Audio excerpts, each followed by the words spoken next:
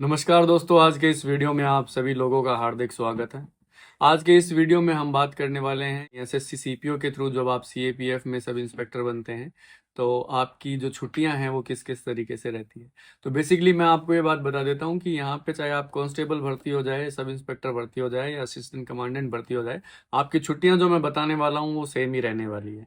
तो इसलिए मैं अभी आपको बताता हूँ कि सीआईएसएफ के अलावा जितनी भी सीएपीएफ है उसमें क्या छुट्टी रहने वाली है और सीआईएसएफ में जो छुट्टी का डिफरेंस है वो किस लिए है।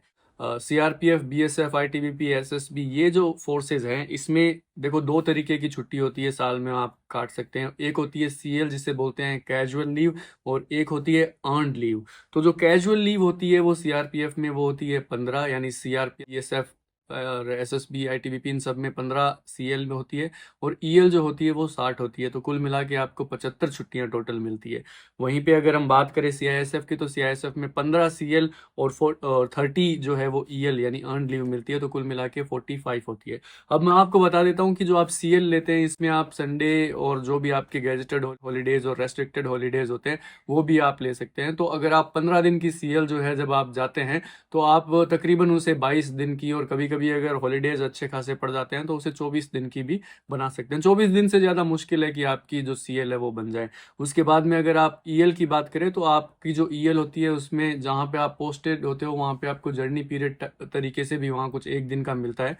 तो यानी कि अगर आपकी छुट्टी मंडे से शुरू होने वाली है तो आप जो है वो फ्राइडे से है, यानी आप फ्राइडे को नाइट को यहाँ से निकल जाते हो, और सैटरडे को है आपको पूरा, आप यानी फ्राइडे नाइट को आप जैसे मान के चलिए कहीं भी इंटीरियर में रहते हैं तो फ्राइडे नाइट को आप चलोगे, आप अपना जो ट्रांजिट कैब यानी रायपुर होगा वहाँ पे पहुँच जाओगे रात रात में।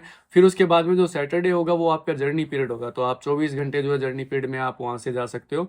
और संडे जो है वो आपको प्रीफिक्स मिल जाती है। इसमें दो होती है, प्रीफिक्स और सफिक्स। यानी जो पहला छुट्टी होने से पहले जो संडे होएगा उसको आप प्रीफिक्स बोलेंगे, और जो आपकी छुट्टी मान लीजिए सैटरडे को खत्म हो रही है उसके बाद में अगर मान लो सैटरडे आ रहा है तो वो आप उसको सफिक्स बोलेंगे। तो ऐसी प्रीफिक्स सफिक्स की व्यवस्था भी कोर्सेज में की गई है। तो कुल मिला के ये आपकी जो है वो छुट्टियां रहती है। दोस्तों इसके बाद में अगर हम बात करें कि आप जो है साल में कितनी बार छुट्टियां काट सकते हैं, तो कुल मिला के देखिए जो व्यवस्था है उस हिसाब से तो बोला जाता है कि आप साल में 3 ही बार छुट्टी जाइए। आप 2 बार में अपनी ईएल काट लीजिए और 1 बार में अपनी सीएल काट लीजिए।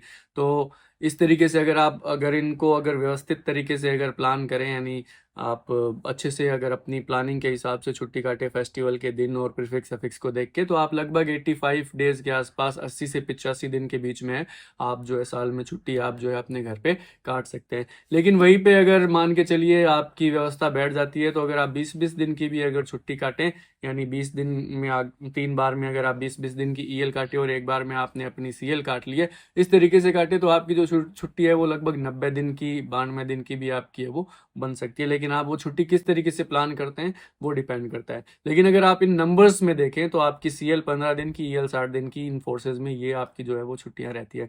वहीं पे अगर मैं सीआईएसएफ की बात करूं तो यहाँ पे जो ईएल है वो सिर्फ 30 दिन की होती है।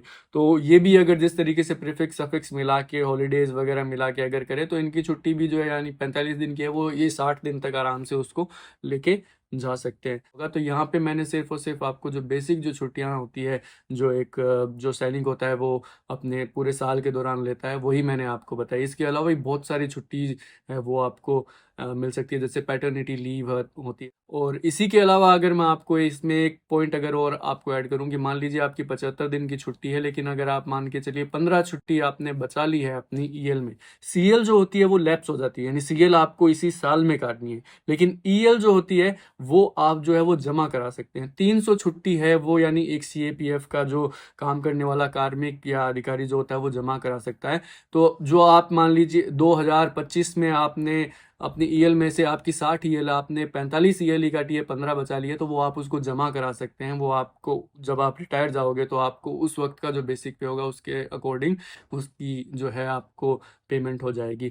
और वहीं मान के चलिए इस स्पेशल लीव भी होती है, मान लीजिए इस साल आपने जमा कराई है, आगे आपको जरूरत पड़ेगी छुट्टी की, तो आप वो अपनी जमा कराई हुई छुट्टी है वो आप जो है वो अगले साल भी ले सकते हो। तो ऐसी कुछ व्यवस्थाएं सीएपीएफ में डिपार्टमेंट के द्वारा की गई है छुट्टियों से रिलेटेड।